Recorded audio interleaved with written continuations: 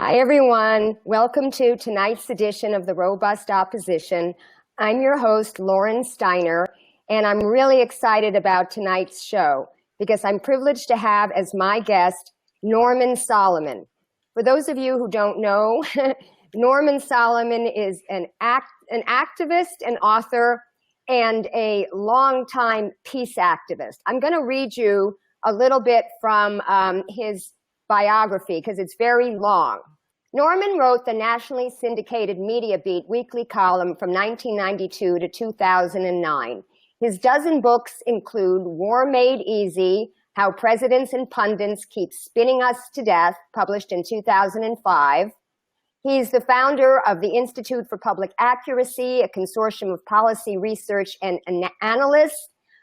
He is co-founder and coordinator of the online organization rootsaction.org, which now has more than 1.5 million active supporters.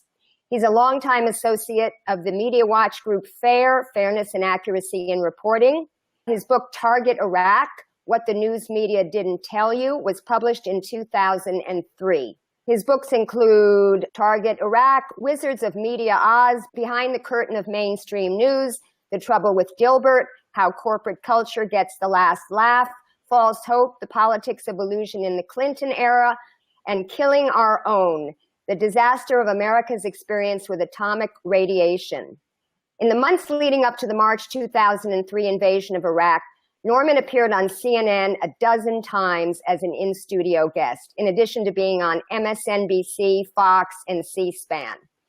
His op-ed articles have appeared in a range of newspapers, including the Washington Post, the Los Angeles Times, Newsday, New York Times, Boston Globe, Miami Herald. He wrote Unreliable Sources, A Guide to Detecting Bias in the News Media, published in 1990, and in 1995, Through the Media Looking Glass, written with Jeff Cohen. Norman, welcome to the show. Hey, thanks. I'm glad to be on the robust show here. Yes, this is very robust. I want to ask you, because I ask all my activist guests this, what drew you into activism? What was your childhood like? Who were your influences? And specifically, what drew you into these two causes which you seem to specialize in, anti-war and the media?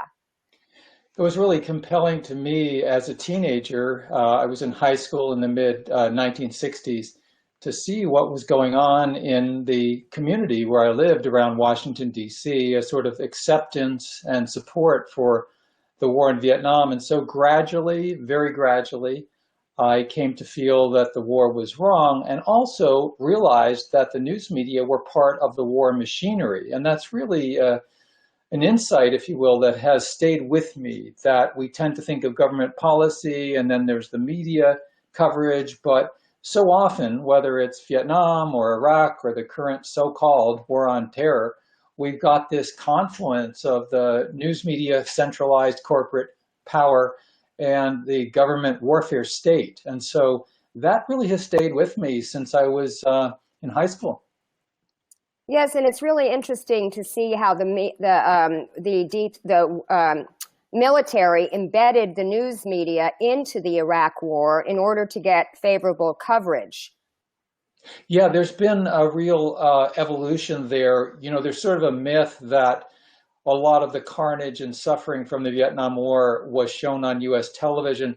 Not particularly so. The documentation, for instance, the book, The Uncensored War by Daniel Howland, really shows that there was really very little coverage of the suffering and carnage of the Vietnam War on U.S. television, but still to the extent it came into the fore, it was because the grassroots movement, and I know, Lauren, you've talked about this so much, that it's grassroots activism that changes the zeitgeist and the political climate so that politicians and eventually media, if we can compel it to change, will evolve. And so it was when the anti-war movement got strong that U.S. news media coverage of the Vietnam War became somewhat more critical. And I think from that day to this, we've seen that dynamic where if we can build at the grassroots strength to challenge what Dr. King called the madness of militarism, we have the potential to drag a lot of the news media at least part of the way along with us.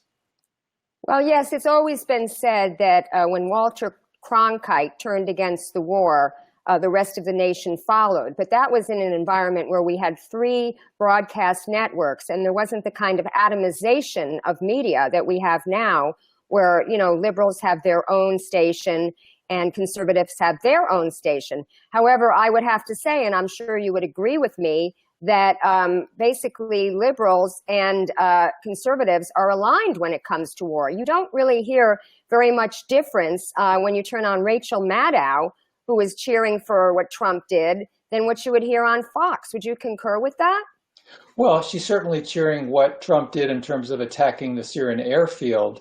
If you go back to Walter Cronkite, he challenged the war in 1968 after years and years of saturation bombing and a lot of carnage inflicted by the US government. Even then, and we've got his footage in our documentary film, which is available online, War Made Easy, it was because the war couldn't be won. And that's a certain kind of ultimately liberal opposition or opposition to the war. But keep in mind, by 1968, and only by then really, had the anti-war movement gotten strong enough for a context where, quote unquote, Cronkite turned against the war, not because it was wrong, but because he assessed quite properly at that point it couldn't be won.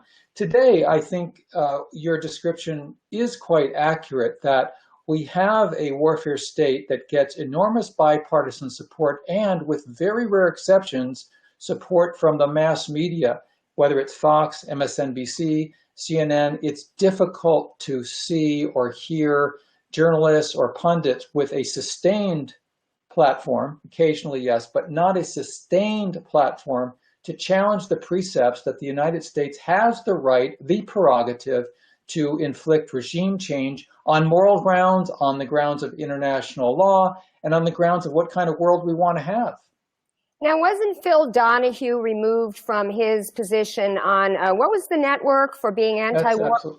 That's absolutely right. MSNBC, he had a nightly show. It was doing well in the ratings in late 2002.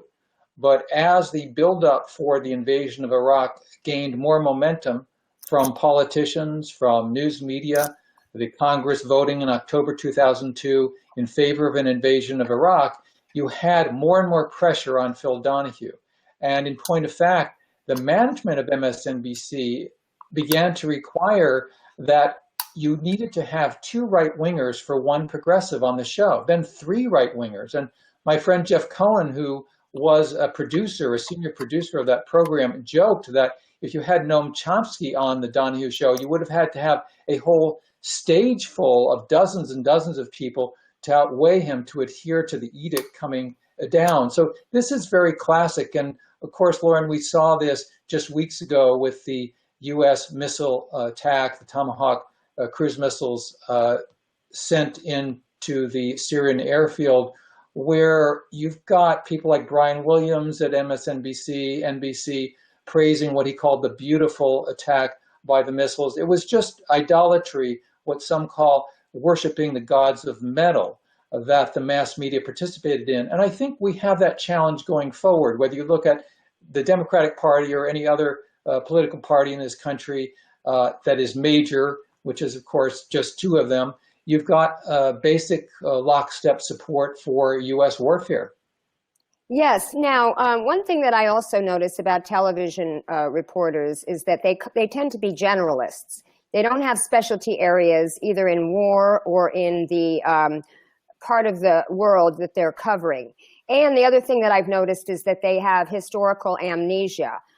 Basically, you know, what we're seeing right now with Syria is the same thing that we saw with the Gulf of Tonkin in Vietnam, the same thing we saw with the weapons of mass destruction in Iraq, and they just keep doing it over and over again.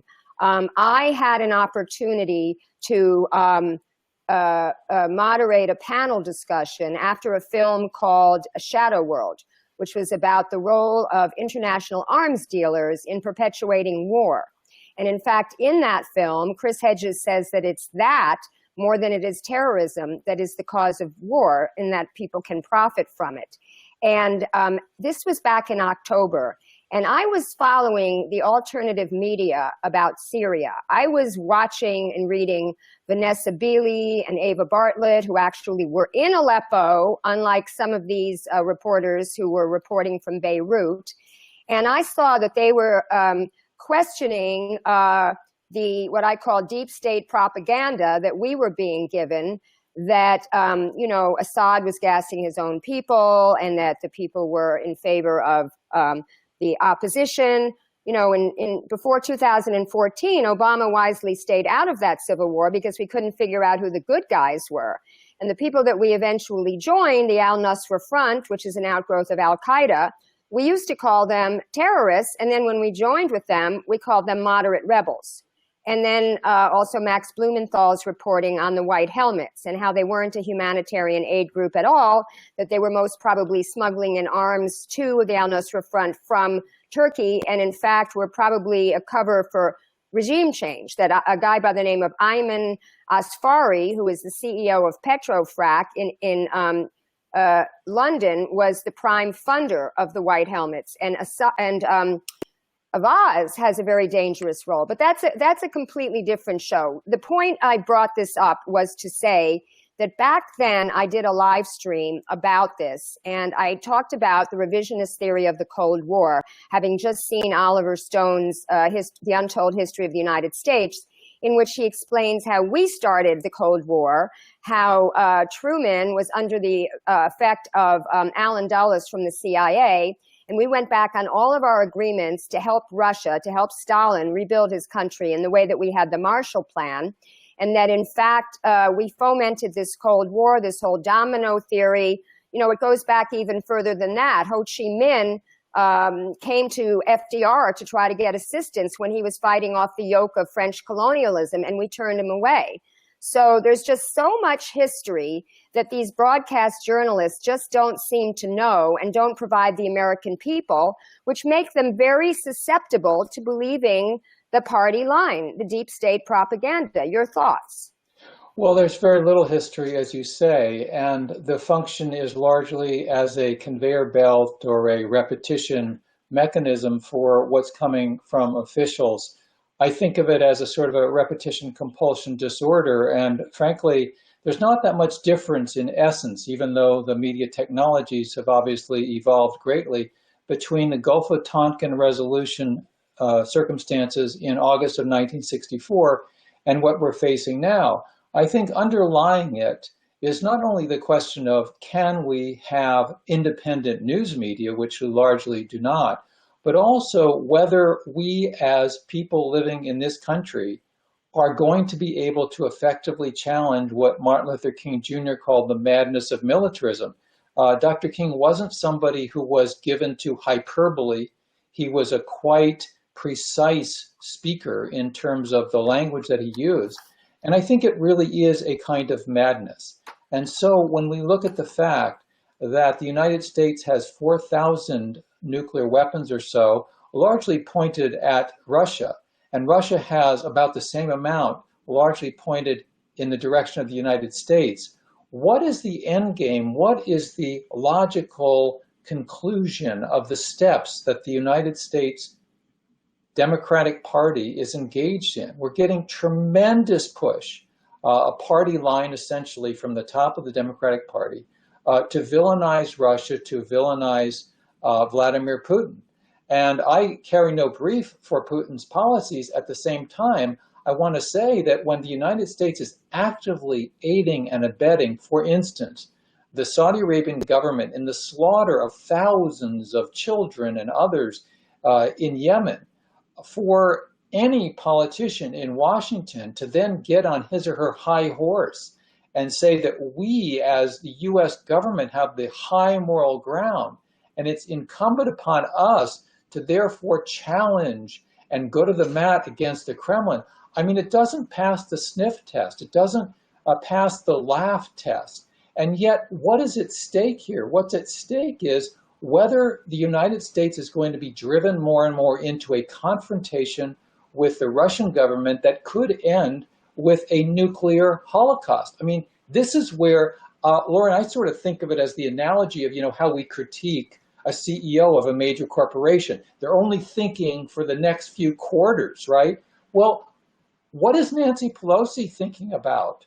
What is Adam Schiff thinking about? What are these Democrats in Congress thinking about? They believe, rightly or wrongly, I think probably wrongly, that if they can keep beating the drum against Russia, even more than Hillary Clinton did last year, that somehow they're going to win the midterm elections and they're going to win the White House in 2020. Yeah, I think want to that's ask you very about crazy. that, but I don't want to step ahead because I first want to go back to what they're doing because you wrote two great articles that I want to discuss each one of. And before we get to that, I want to just comment that Ted Lieu, by the way, is one of those people that is beating the Russiagate drum. And it's interesting to me because he actually authored this fantastic bill saying that we should not fund Saudi Arabia as long as they were committing war crimes in Yemen. Right. So it's interesting that he has principles when it comes to that, and yet he could be so blind as to what he's fomenting right now. Now, this article you wrote in Common Dreams on April 10th was entitled, Russia Baiting Pushed Trump to Attack Syria and Increases the Risk of Nuclear Annihilation. I totally agree with that, and this is pretty much what I've been saying since my live stream last October, and I was so happy to have this article of yours to start citing on Facebook and in messages on my congressman's page, because you are obviously much more esteemed than I am. And for you to say this and have all the evidence and the reason behind it was very effective for my argumentation. So it is very clear to me that you have with Trump, you have a mentally unstable man here who does not read. I personally think that in addition to narcissism, he has ADD. He does not have the attention span to read a book, much less an article. We know he doesn't read briefing papers. He asks to be verbally briefed. And mostly he gets his news from cable news shows. And then when he sees the cable news shows, he impulsively goes on Twitter and tweets about them. And he's very affected by what people say about him, which is the narcissist aspect of him. So it was very clear to me early on that all this Russia baiting was going to provoke him into doing something so that when he bombed Syria, I knew that what I had been predicting had come to pass. And even his idiot son, Eric Trump, said the next day, see, this proves that my father is not in cahoots with Putin. Your thoughts on that? Well, unfortunately, it's very predictable. How can Trump disprove the chorus of allegations coming from top Democrats and really the Democratic Party officials in general? How can he disprove, for instance, what Paul Krugman said point blank, using the phrase Putin's puppet to describe Trump? Anything short of getting into a war with Russia or continuing to do an increasing massive bombing of Russia's ally, the Syrian government, anything short of that still leaves him open to this charge that has been become a sort of a meme that he's somehow a flunky for Russia. So it's really a built-in huge danger that Democratic Party leaders seem oblivious to. They don't seem to care that the logical result of this will be to greatly heighten the risk of nuclear annihilation. So what's going on? Their priorities are bass-ackwards. They are risking the future of humanity for their complicated partisan pool shot. Yes, and this leads to your second article that you wrote just a mere 10 days later in Truthdig, and it's called Blaming Russia Helps Democratic Party's Anti-Bernie Elites Maintain Power. So I wanted to discuss that because it's been clear to me that, you know, all these people, including Ted Lieu, Adam Schiff, Nancy Pelosi, they were all superdelegates for Hillary Clinton. And it's been very hard for them to accept the results of the election. And there was this new book, Shattered, in which they show how Hillary Clinton's team, just days after the defeat, cooked up this strategy to deflect the attention on Russia, to basically explain her defeat. And of course, they threw in Comey and they threw in all sorts of other things as well. And it's very interesting how these Democrats are so concerned about investigating the interference into our election when they had no concern into investigating the Democratic primary fraud that was so clearly documented. In fact, when I mentioned at the convention to Barney Frank about this, he called me a McCarthyite, which I understand is one of his favorite words. He accused me of besmirching the integrity of those Massachusetts election officials, when I merely mentioned to him, wasn't it interesting that in the precincts that were hand counted, Bernie won, and in the ones that were machine counted, Hillary won? Not to mention the fact that Bill Clinton walked into 2 polling places there, which is totally illegal on election day. So, yes, I feel that they need some sort of narrative to explain their loss, and perhaps they feel subconsciously guilty that they supported a candidate that could not win. Well, I don't know about the polling issues. There's a lot of different ways to slice it. To me, what is clear is that Comey intervened in the election. And after the election, the Clinton wing of the party, the dominant wing at the top, had the choice. Were they going to demand with outrage an investigation of Comey, or were they going to focus on Russia? And clearly, they'd rather tangle with and demonize Putin than do that against Comey. So it was a totally opportunistic effort by the top Democrats. And I think what we're left with is the question of, is this Democratic Party going to really focus on fighting for working people, fighting for the rights of gays and lesbians, for working parents, for reproductive rights, for the poor, for immigrants, and also challenge the militarism that is taking such a toll in this country and around the world? Is this new party that's an old party, but can we create a new kind of Democratic Party that's willing to fight Wall Street and really fight for working people? The answer from the top of the DNC seems to be no. We want to do things the way we've been doing them. We'd rather polarize with Russia than polarize with Wall Street. We'd rather try to show that we can be just as militaristic as John McCain or Lindsey Graham because we want to show how tough we are. And this is a really important crossroads for the Democratic Party. And right now, the only possibilities for change are from the grassroots. And I think it's very important for us to be engaged in the activist process wherever we live, to fight for change in a way that says we don't accept these edicts coming from the top down. And before I forget, Lauren, of course, you're an activist, I'm an activist. I think many people watching and listening right now are. And we need to build various structures and institutions that serve our activist goals. And I do want to invite everybody who's listening right now, if you're not already signed up with rootsaction.org, please join the 1.5 million activists, progressives, and others who are signed up for United Action. And you can do that in half a minute. Just go to rootsaction.org on the web.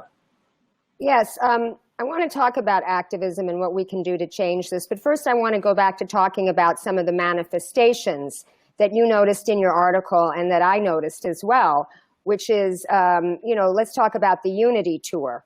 So Bernie and Tom Perez just came off of this Unity Tour. And as you know, they made Bernie Director of Outreach, which was a made-up brand new position, basically because they saw that they lost 14 million members after the election. They'd already have less than 25% of voters with their party, as does the Republican Party, by the way. The vast plurality of people consider themselves independents. So they lost all these people. Obama lost more offices on the state and federal level than any other president.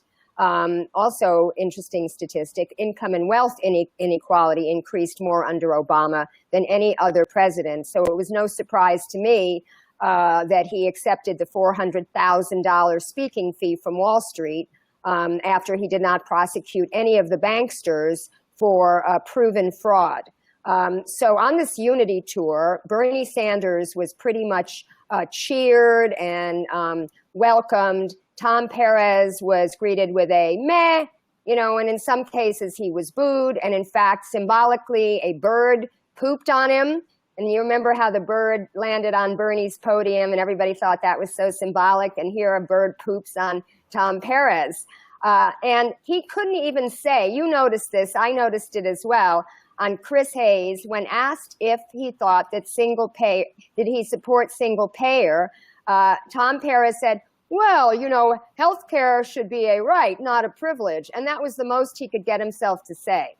Yeah, well, I would say that Tom Perez is sort of like a bad version of Hillary Clinton. At least she was smooth and slick. He's not even that. He's not able to really articulate very well. I think on that joint interview he did with Bernie on Chris Hayes' show, it was rather appalling that Perez wasn't able or willing to do anything but just put together the tired old trite cliches that Democratic Party leaders have been using for decades. And the contrast with Bernie was huge. You have the old guard still in charge. And I think it's clear that the Trump presidency is a disaster. This is a horrific administration. You can't really find at this point silver linings. And so opposition to the Trump administration should be massive. And let's face it, the way to get rid of the Republican majority in Congress is through the Democratic Party. Let's face it, to not allow the reelection of somebody like Trump or election of somebody like Pence, it's going to require a strong progressive Democratic Party. Let's be real about it. It's not going to happen through the Green Party. Wait, what do you think about fantasize here? What do you think about the Draft Bernie movement? Well, I don't think it's got its feet on the ground. People tried that last summer as well. I mean, Bernie has always been clear, and I think quite rightly, when you get to November in a presidential year, and when you're looking at, as he did, Walter Mondale versus Ronald Reagan in 1984, that at that point, you don't pretend they're all the same any more than we would pretend that this new horrible Supreme Court justice that Trump put on the Supreme Court is equivalent to Sotomayor. It's just not real. So I think that we need to be willing to fight, be realistic, fight for progressive principles, and recognize that the best way to do that is also the best way to fight the right. So I think that the fight within the Democratic Party is crucial. That's why the fight for choosing for the first time in 8 years the chair of the California Democratic Party is so important. I'm familiar with the sort of establishment candidate, Eric Bauman. He has some positive attributes, but this guy is really not somebody to lead us towards a progressive future in the party. I think we have to be very real about the corporate influences in the party and fight against those influences. Well, you know what? I'm going to disagree with you about the Draft Bernie movement because I'm pretty much given up on the Democratic Party. Not in California. I think we have an opportunity. We took over the vast majority of elected delegates, Assembly District delegate seats. But remember, that's only 1/3 of all the delegates. So with the elected officials and their appointees, they still outnumber us. And it will be interesting to see how we do. I'm actually hosting a Bernie-Kratz of California call on Thursday with my fellow delegates, Ben Becker from San Francisco and Cody Pedersen from San Diego. And we're going to be talking about the inside and the outside strategy for implementing the Bernie agenda here in California. As you know, I am not an ADEM. I was just a national delegate, and I prefer to do my activism on the outside. But I am following this chair's race. I'm very much in support of Kimberly Ellis. Eric Bauman is an old style. I call him Boss Bauman because he's like an old style party boss. And he wants to do all his backroom deals and take money from special interests. And Kimberly really wants to open up the party. So I'm very much in support of her. But what I wanted to say is, you were in Philadelphia. And I want to tell the viewers that you organized something called the Bernie Delegates Network, which ultimately included 2/3 of Bernie's over 1,900 delegates in Philadelphia. And we were able to use that network to poll delegates on things that we wanted to pursue at the convention. And it was a wonderful thing that you started. You had daily press conferences. As you know, California elected our own leaders at the convention. We weren't going to be answering to Jerry Brown, who Right. never even made an appearance at the convention. And so we had, Karen Bernal and regional whips from all over the state, and we had morning meetings, and we were deciding how we were going to protest inside the convention. And as you know, you allowed me to use Roots Action to write an article about doing a TPP protest, and we ended up organizing that very successful TPP protest around, when Elijah Cummings spoke on the first day. And as a matter of fact, there hasn't been an article written since on the TPP that didn't use as its photograph one of the pictures of us holding our signs. Yeah, they were great signs. That was great. And there were so many people holding them, and I really was just so proud to be part of the California delegation, which, as you said, refused to have our leaders chosen for us from on high. We were told, oh, that's the traditional way to do it. And the answer is, it's traditional not to have democracy. What does that prove? So we did elect Karen Bernal and as our member, Dr. Bill Honigman as co-chairs. We had the regional folks as well. And I think it's a good paradigm because when it's a cliche, but I think it's true. When people lead from the grassroots, then maybe the leaders will follow. If we don't lead from the grassroots, then leadership's going to be worthless.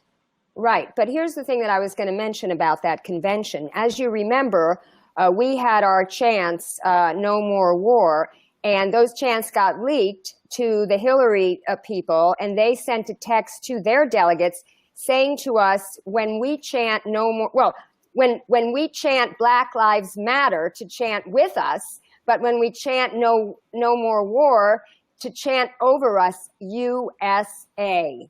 And that was chilling to me because USA is what they chant in Donald Trump's rallies. And to chant over the slogan of no more war, it's like I told Medea Benjamin, when did trying to stop wars become anathema to the Democratic Party? And as you were saying to me before we went live, you're starting to think that the Democratic Party is becoming a party of war in the same way that the Republican Party is. Your thoughts on that? Yes, I think it was a very symbolic clash of chants, where, as you say, it was very grassroots, hundreds and hundreds of Bernie delegates chanting no more war when we had really, I don't often use this term, but we had warmonger speakers, a general who was just screaming for blood to show how tough Hillary Clinton would be in the White House. We had Leon Panetta also giving that kind of speech. And for hundreds of voices to be heard at the same time among delegates chanting no more war, I think it was some of the best moments of the convention. And as you say, one of the most telling moments was when the reply came from Clinton delegates on orders from the campaign to try to drown out that chant. So what is the meaning of drowning out that chant? Does it mean more war, more war? Essentially, that's what they were messaging. Yeah, I agree with that. Well, I do want to talk about impeachment because you also have a petition on your site that you started early on that has over 900,000 signatures.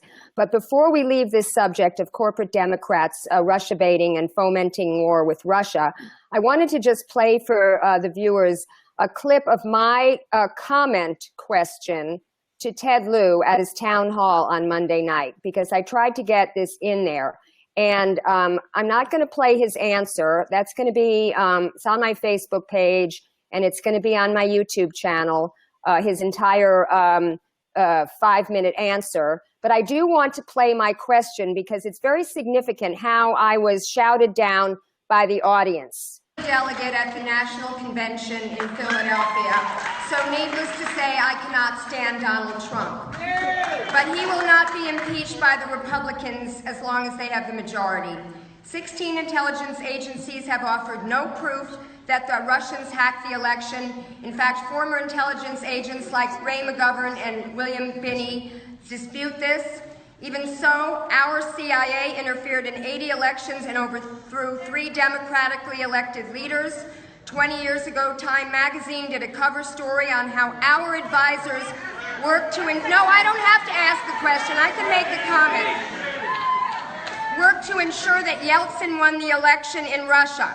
This is an excuse by Democratic superdelegates for losing the election because I don't have to ask the question, I'm making a comment. Who ran a bad candidate who sabotaged Bernie, who could have beaten Trump. Now, shut up. You are fomenting a new Cold War with Russia. Trump is mentally unstable. He will start a war to prove he is not in cahoots with Putin. I think that's why he bombed Syria. Democrats will never take back the House in 2018 unless you start using your bully pulpit on Twitter and cable news to talk about the issues that concern the American people, like a living wage, affordable health care, crushing student debt, and free public college. And here's my question, why didn't the DCCC support James Thompson in Kansas? They didn't give him any money, and he could have beaten Ron Estes. You know, we have the possibility to galvanize people power. You know, I live near Richmond, California, where there's a progressive majority 5-2 because people have been organizing year after year, a multiracial, multi-party alliance. And a lot of coalitions can be built around the country, but it's hard work, obviously, and there's no guarantee of success. I love to quote the great Chinese strategist centuries ago who said, when you're in a struggle with an adversary, don't do what you most want to do what your adversaries least want you to do. And I think our adversaries, the military-industrial complex, the corporatists, the xenophobes, the racists, they don't want us to take away their power. And a lot of their power right now is electoral. And so we need to build strategies and coalitions, not only to make a good statement, but to take their power away and to put into power people who really represent progressive values. Well, I think, and I did a live stream on this, I think we need to co-opt Indivisible, because right now Indivisible has over 6,000 chapters. I just saw them on Robert Reich last night. It went up from last week where they had 5,800. This thing is replicating like rabbits. And unfortunately, they have no positive program. It's all about resisting Trump to get Democrats back in power. Their national organization is funded by Priorities USA, which is Obama's super PAC turned into Clinton's super PAC, and their biggest donor is George Soros. And quite frankly, they don't really care about progressive issues. They would prefer corporate Democrats get in power. I listened to a 60-minute call that they held, the emergency call to save the ACA, and not once in that hour did they mention single-payer Medicare for all. So I think what we need to do is we need to co-opt Indivisible. We need to join them. There's a lot of Hillary supporters in there that are I call low information voters because they don't understand the issues. I think if they did understand the issues, they wouldn't have been so supportive of Hillary Clinton. But if we can get in there and get them focused on the things that we want to accomplish, because they have an excellent program. The Indivisible Guide is fantastic, and they have some really good suggestions for how to influence Congress members. And they were really active at these town halls that they just had over this last 2-week recess. But I want to pivot into impeachment, because you did start this petition early on. How many signatures do you have right now? And tell us about what you think the grounds for impeachment should be, because right now I'm noticing that these liberal hawks are using treason when they should in fact be using the emoluments clause. Yes, we're closing in on 1 million signers of people in this country who are calling for impeachment. It's now 925,000. Everybody can sign by going to, on the web, impeachdonaldtrumpnow.org. That's impeachdonaldtrumpnow.org. This petition was launched on the day of inauguration, so a few months ago, by rootsaction.org and Free Speech for People. We co-sponsored, we launched. There's been a very strong response, and the grounds for impeachment of this petition are, as you mentioned, Lauren, the emoluments clauses of the United States Constitution, which is supposed to be, according to itself, the supreme law of the land. And unfortunately, Nancy Pelosi, like a lot of other people in power and elsewhere, are claiming that there's not enough information, it's too early, that Trump has not broken the law yet clearly. That's absolutely false. The Foreign Emoluments Clause and the Domestic Emoluments Clause both explicitly forbid the president profiting from that office. As a matter of fact, the Domestic Emoluments Clause says that the president should only get compensation while president from the salary as being president of the United States. So from the first moment that Trump became president, he's been in violation of the Constitution, which is impeachable. And you're quite right that other agendas are running from the Democratic Party and a lot of pundits where they're throwing around words like treason, which I think is bogus. There's no proof behind it. They're throwing around charges which do not have evidence of collaboration with Russia. They want to turn the whole impeachment possibility into some sort of, you can't say red hunting because the Kremlin isn't communist anymore, but Russia baiting. It's Russia baiting to bang the nationalist drum, bring the possibility of nuclear war more and more into likelihood, and also it doesn't have a firm legal basis. So that's why it's so clear and it's documented like crazy on our website at impeachdonaldtrumpnow.org that the violation of the foreign and domestic emoluments clauses is crystal clear, and it has so much to do with U.S. corporate reach globally and the merger, after all, between corporate power and government, which is one of the main elements of fascism. So I think we need to push this very strongly. Now, how do we prove this? If he won't release his taxes, how do we prove that he's profiting from foreign government? The taxes are not necessary at all to document. For instance, Trump Towers in New York has as its largest tenant the state-owned Bank of China. The Trump Towers in Manhattan has, and the Trump Organization, the total Trump Organization, has as one of its largest lenders, again, the state-owned Bank of China. So whether we talk about the investments in the Philippines or Turkey or elsewhere, the Trump Organization is totally implicated in violation of the foreign emoluments clauses. And then you get to the domestic emoluments clause, which specifically in the Constitution mentions the president. It's not amendable. It can't be waived in any way by the Congress. And it says clearly, and emoluments is just an old-fashioned word for benefits of some financial way. You've got all these Trump real estate interests and these hotels and everything around the country, and they benefit from tax breaks, from regulatory decisions, from government fee requirements, from zoning. And in all those different ways, the Trump Organization and Trump himself, they're making out like bandits because of government policies, omission and commission. A quick example is that the lease of the Trump International Hotel just blocks from the White House with the General Services Administration specifically says the requirements for those leasing arrangements from the old post office there, that no elected official can financially benefit from the deal with the government, and that here you are with Trump benefiting big time. So, the only way that the emoluments clauses can't be used for impeachment right now is the cowardice of people like Nancy Pelosi. Well, now, wait a minute, because you told me that in order to impeach him, we would have to get 25 GOP congressmen and something like 18 GOP senators. And since that's not going to happen, what does Pelosi's cowardice have to do with this? It has everything to do with it because you can't move ahead with impeachment until there's an impeachment resolution introduced. And Nancy Pelosi has put out the word publicly and privately. She doesn't want any Democrat to introduce an impeachment resolution in the House of Representatives of the United States. So you can't move forward at all until there's a formal impeachment resolution in the House. And that's why at impeachdonaldtrumpnow.org, we're pushing for people to push as constituents. It takes one person, as Dennis Kucinich used to say, it takes one bird to alight on the wire before other birds will do it as well. We're looking for one brave woman, one brave man, and it's going to be a Democrat, it's not going to be a Republican, to be the first. You got to have a first. Well, what about Gerald? We don't have a resolution to fight for.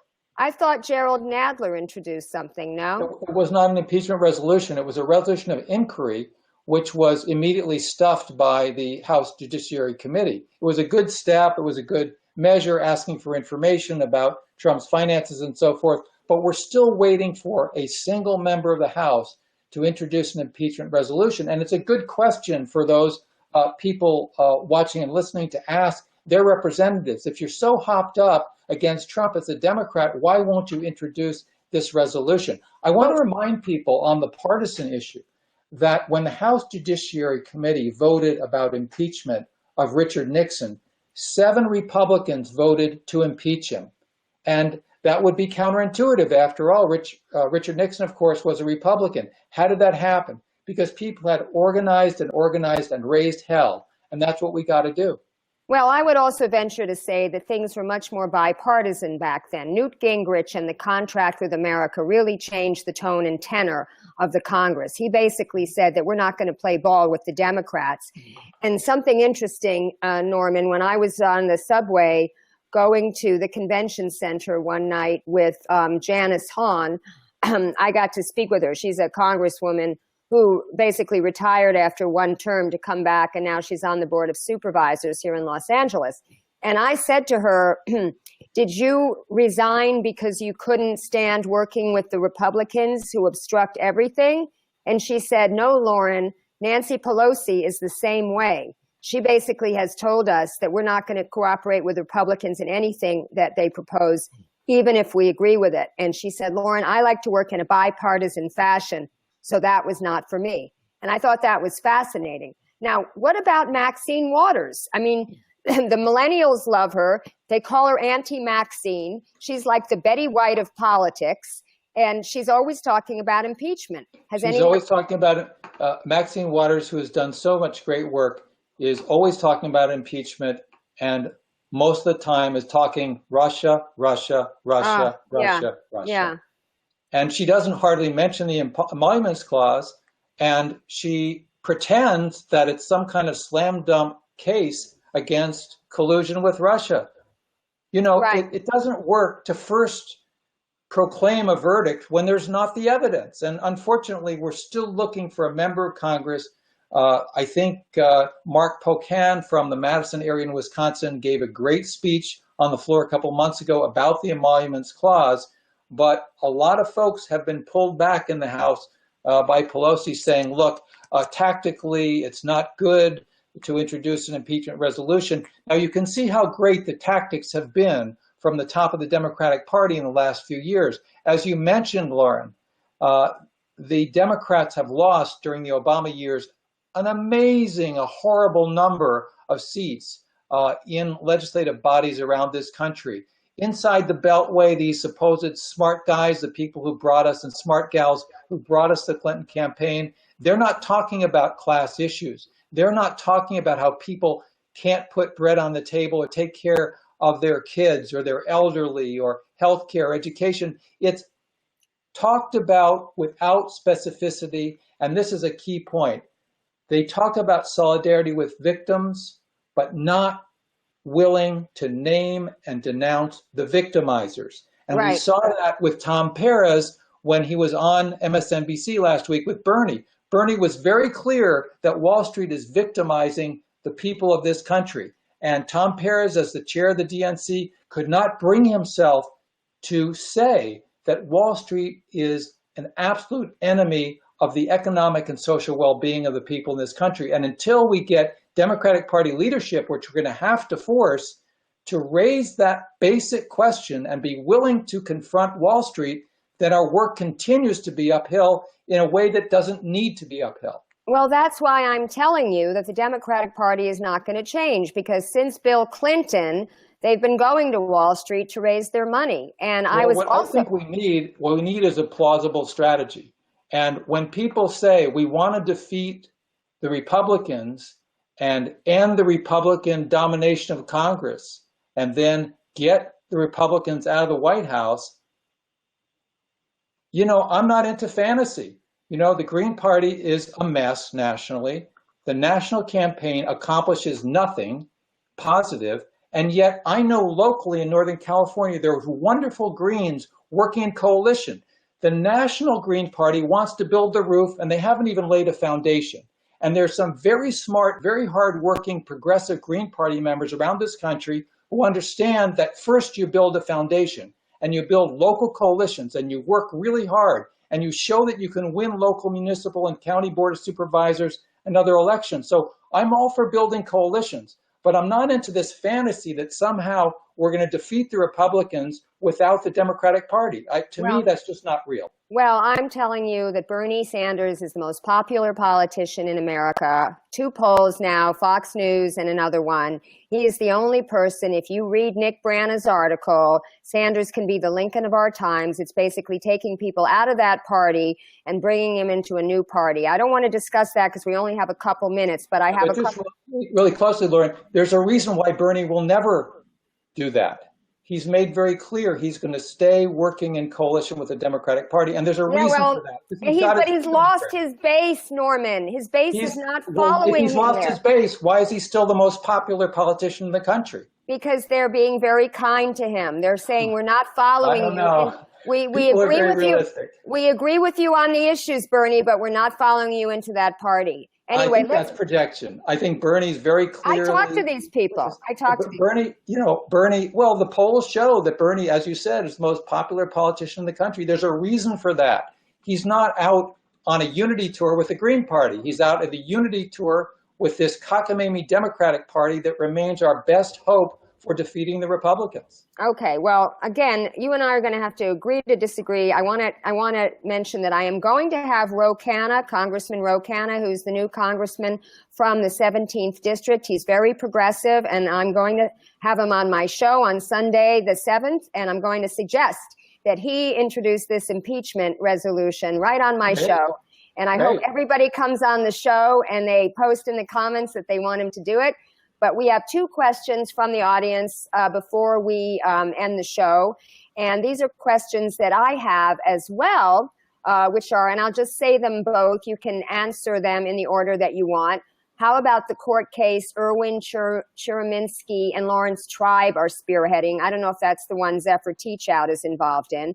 And then also, if we impeach Trump, we're going to have Pence. And in a lot of ways, he's worse because he's a religious nut. Yeah, two great questions. The first one is that lawsuit is outside the impeachment process. The impeachment is a legislative branch activity under the Constitution. That's how you remove a president, is through impeachment through the House, which requires a majority vote to impeach, and then a 2/3 vote required in the Senate for removal, so the president is literally kicked out of office. So that is the way to get rid of the president, through impeachment. This lawsuit is in the judicial branch, and it doesn't have the capacity to get rid of the president. So I think, I'm all for that lawsuit, but it doesn't get that job done. The second question is the most frequent question we ever get in the impeachment campaign is, what about Pence? First of all, the precedent of having someone in the Oval Office who is above the law cannot be allowed. As soon as we say, well, the president is above the law, he's flagrantly violating the Constitution, but we're not going to challenge that. We're not going to remove him because we don't know that somebody who's going to step into his shoes might not be worse. Then we're moving more and more towards de facto fascism in this case, where the merger of a billionaire and corporate interests and the government functioning has become indistinguishable, the division between corporations and government almost disappearing to the vanishing point. So that's one thing. The other thing is often forgotten, that the only way to impeach and remove the president would require large numbers of Republicans to vote for impeachment. Can you imagine what would happen if 25 Republicans in the House voted for impeachment, which is the minimum number, even if every Democrat did? It would not happen without those 25 Republicans voting for impeachment. And then because of the 2/3 rule in the Senate, it would require 19 Republican senators to vote for removing the president from office. Can you imagine what that would do to the Republican Party? It would split it. It would destroy the unity such as it is. If you remember what happened when Nixon was forced from office in 1974 under threat of impeachment, there were massive losses of the Republican Party. So the Republicans, including Pence, if he became president, would be back on their heels. They would be losing a lot of the momentum that they now have. And which brings me to the final point. The crazies are in charge. Pence's policies are being implemented. Anybody who had any hopes that Trump wouldn't be implementing horrific policies, I think has been disabused of that hope. We are in a monstrous situation where Trump is giving the right wing, including religious fanatics, basically everything they want. So let's go to the mat. Let's not accept this status quo for the next 4 years, is what I would say. Great. Well, on that note, I'm going to close the show and thank you for being a guest. I hope you will come on again. I'd love to. This has been Lauren Steiner and Norman Solomon, and we hope you have a great week and keep resisting.